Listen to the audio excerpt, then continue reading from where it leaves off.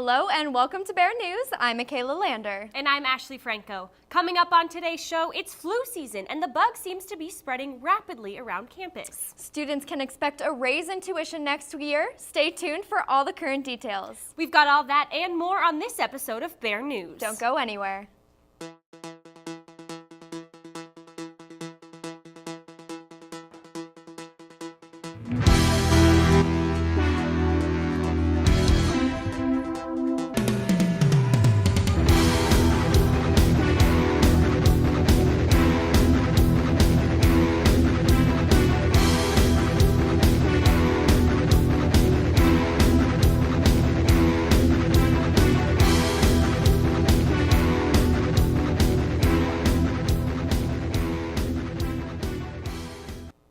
The hashtag #MeToo movement sparked conversations about sexual assault and harassment nationwide. On a college campus like UNC, sexual assault, harassment, and stalking are common crimes. But how common are they, and what can students do to protect themselves from these types of situations? Sexual assault is the most significant crime the UNC police deal with. According to the UNC PD crime log, victims reported a number of sexual assault, harassment, stalking, and unlawful sexual contact cases between 2016 and 2018. But many of the cases remain inactive. Police Chief Dennis Pumphrey said they categorize cases as inactive if the evidence isn't strong enough to make an arrest. But sometimes new leads will reopen cases. Following a report on campus, UNC police quickly collect evidence and conduct interviews. But Pumphrey admits the backlog of sexual assault kits slows down the process. Many of the sexual assault cases the UNC PD encounters result from acquaintance situations, especially during the first few weeks of school. Pumphrey said there are some tips for staying safe on campus. I think looking out for your friends, if you're alone, knowing what your limits are and knowing, what's non-negotiable, and then being assertive about those things are some of the best things that you can do as far as minimizing your risk. Resources such as the Rape, Abuse, and Incest National Network, or RAIN, and the Assault Survivors Advocacy Program, or ASAP, provide victims with the safety and security to discuss sexual assault and violence. You can find ASAP on the second floor of Cassidy Hall. Have you gotten your flu shot yet? We're in the midst of flu season and there are cases nationwide, including right here at UNC. Reporter Zoe Campbell is here to give us a full report of the findings from the Centers of Disease Control and Prevention in its weekly flu season report. The CDC released its report of influenza cases that shows 60 new cases of the flu reported nationwide. The CDC also reported 53 deaths in children as a result of the flu. Additionally, hospitalizations for the flu are at an all-time high this season, beating out the previous record set in the 2014-2015 season. Now, hospitals and medical centers find themselves short of flu tests and even vaccines as the number of cases is more than the resources to keep up. The CDC also reported influenza activity in 48 states and Puerto Rico for the week ending in February 3rd. Season totals show the total number of flu cases is well over 150,000. Influenza is responsible for more than 500,000 deaths worldwide. CDC Director Ann Shukit said in the weekly report that the most common form of the flu this season are influenza A and the H3N2 viruses, and there also see other strings of viruses such as H1N1 and influenza B. Locally, UNC reports 8 cases of the flu. In an email sent out across campus, university officials also urged people to keep a watch for a contagious strain of a gastrointestinal virus that also is turning up on campus. So with the flu becoming more common, what are some practical ways that students can avoid catching the flu or any other form of sickness? Well, the most practical step is to maintaining your health by washing your hands frequently, maintaining a healthy diet, and exercising regularly. Because the influenza virus is airborne, covering your coughs and sneezes are important to keep it from spreading. Experts also say getting a flu shot is very important, and you can visit your local pharmacy or medical center to get the vaccination. Stay tuned to Bear News for more health updates and learn ways you can maintain your health and wellness. Their capital fee increased next year by more than $100. That's just one of the facts Michelle Quinn presented during her financial update at the last Student Senate meeting. UNC students taking at least 10 credit hours currently pay a capital fee of $800 a year. The amount is set to go up to $910 a year. Quinn said that the fee will probably increase again when the current 5-year financial plan expires after the 2018-2019 academic year. This money helps pay off the $74 million cost of the Campus Commons building project.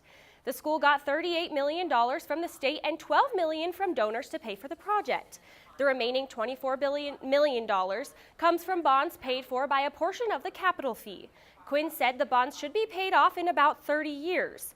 According to Quinn, the next financial plan will focus on increasing credential completion, erasing equity gaps, improving overall student success, and investing in affordability and innovation.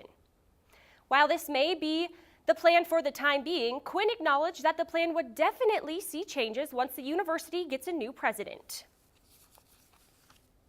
We have a new meteorologist on set with us today. How are Greeley's current conditions, Emily? Hi, I'm meteorologist Emily Ireland. Right now in Greeley, we're seeing a temperature of 46 degrees. It is overcast with strong winds up to 26 miles per hour. Tomorrow morning for your 8 a.m. classes, you'll see a temperature of 20 degrees. At 9 a.m., 23 degrees, warming up to 27 degrees by 10 a.m. with light winds. Taking a look at our campus commons that are being built. Over the past few days, we have seen warm temperatures with moderate winds. However, over the weekend into Monday, we're going to expect to see some snow. Stay tuned for Michaela Lucero's full extended weather forecast. Valentine's Day and activism combine to open a discussion of consent and advocacy. V-Day is a 3-day informational event on campus that focuses on violence against women and girls. Supporters from the Assault Survivors Advocacy Program on campus set up in the McKee Breezeway to entertain students with consent monologues, free t-shirts, and other goodies. Kayla Kaji, an intern at ASAP, explains the organization's definition of consent. Consent is basically a yes that is freely given when the option of no is present and viable. This idea is applicable to everyone on campus. Understanding consent promotes healthy communication in relationships. It's important for all genders, all types of relationships, because you don't want that situation to happen, like gender-based violence to happen, because you didn't understand what consent is, and that's why I feel like really coming to our table and learning what consent is really important. While V-Day may be over, everyone should still practice the event's message. Laughter is good for the soul and the mind, and that's the tool comedian Kareth Foster uses to spread her message about inclusion and diversity. Foster's appearance at the University Program Council event called Stereotypes 101 gave students the opportunity to talk about intersectionalities of race, class, gender, and sexuality. Students gathered in Lindu Auditorium and took a quick survey about what to expect during the presentation. Foster then began her PowerPoint and talked about her experience growing up in Plano, Texas, which was not very diverse. She lightened the mood and connected with the audience by telling stories of her childhood and jokes about her experiences being stereotyped. She also had an interactive piece in her presentation when she asked students to do an exercise on vulnerability. Foster told students to consider the ways in which they stereotype each other and how they themselves have been stereotyped.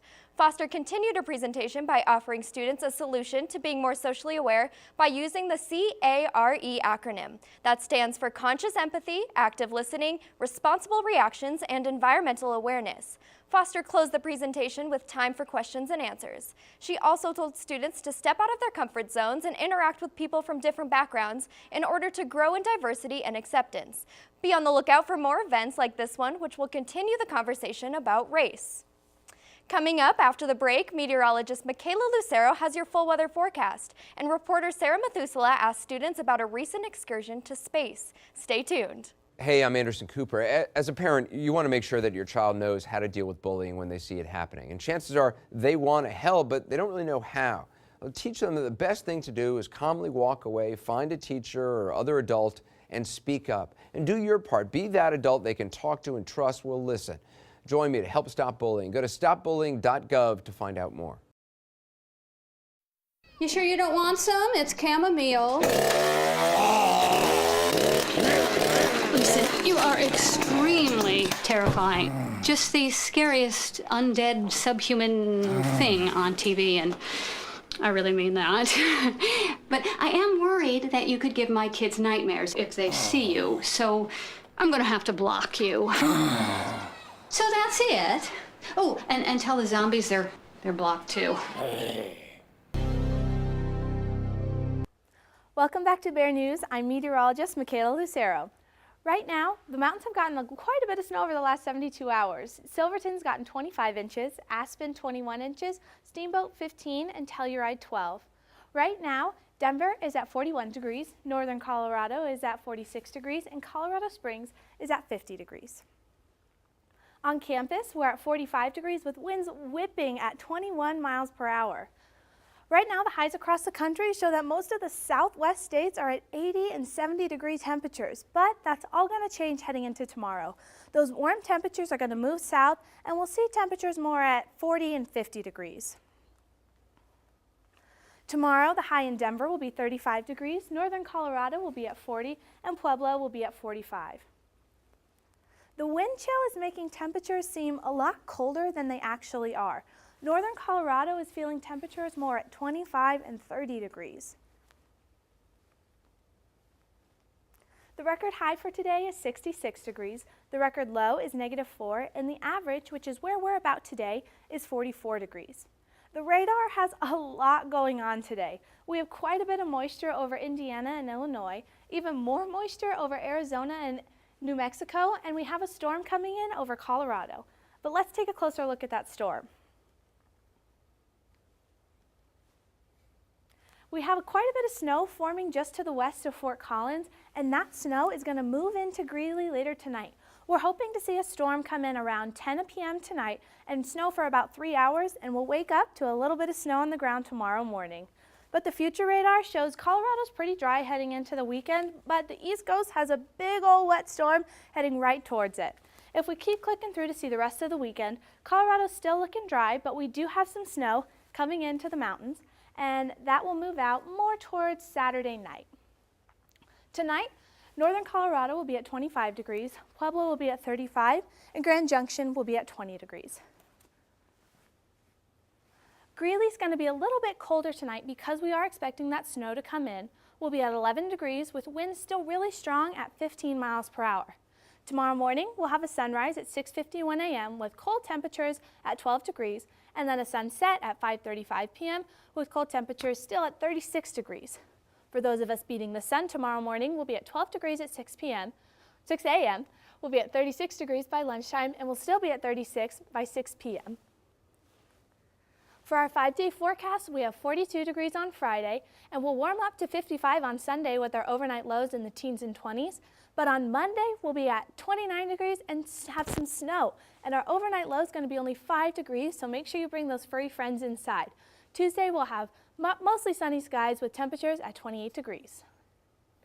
Every week, we bring you the latest in entertainment news. Reporter Sean Waldy is in the studio today to give us the scoop. The newest Marvel movie, Black Panther, is the center of conversations around the world due to its excitement surrounding the release. We haven't seen a movie of this scale directed, written, acted, and designed by Black talent. The Black Panther album that showcases Kendrick Lamar's talents captures Wakanda's innovative spirit. The album features not only Kendrick Lamar, but also the talents of SZA, James Blake, Travis Scott, and 8 other artists. If the movie is anything like the soundtrack, we're all in for a good time. Speaking of movies, the Crest Cinema and Lounge is showing 2 of the Oscar-nominated films in the Best Picture category. The Shape of Water and 3 Billboards Outside of Ebbing, Missouri are 2 of the 9 films nominated for Best Picture. The Shape of Water follows the story of a young woman who works as a custodian for a big government corporation, and on one of her days working, she encounters an Amazonian fish man who she then falls in love with. 3 Billboards Outside of Ebbing, Missouri follows the story of a mother who takes matters into her own hands and searches for her daughter's murderer. The mother erects 3 provocative billboards to get the attention of the town's chief of police. As the film progresses, the mother creates a lot of talk in the community as the police evade charges of corruption and racism. Each film tells a different story, but they're equally unique and meaningful. That's all for the entertainment news this week, but come back next week for the full Black Panther movie review and much more. Back to you, Ashley. Thanks, Sean. It looks like this year's Academy Awards will be exciting with so many high-quality films to pick from. It's a bird, it's a plane, it's a Tesla? That's right, a Tesla was on board the rocket launched by Elon Musk's company SpaceX last week. BearNews reporter Sarah Methuselah asked students what they think about launching a luxury car into the great beyond. I'm Sarah Methuselah reporting from the University Center, asking students what their thoughts are on a Tesla being launched into space. I really like Teslas, so I think it's kind of cool. As the great Bill Nye would say, science rules. I think it's kind of neat. I mean, Tesla's like pretty cool with like renewable stuff, but I think it was like a little extravagant and weird. That's cool. Sounds pretty cool. I just found out about it, but that sounds pretty cool. I didn't really see the Tesla launch. Tesla was launched into space then. Doesn't affect me, but Tesla's dope. It's cool that someone's actually sending rockets up. Reporting from the University Center, I'm Sarah Methuselah, Bear News. This space adventure is just one small step of Musk's plan to send people to Mars in the future.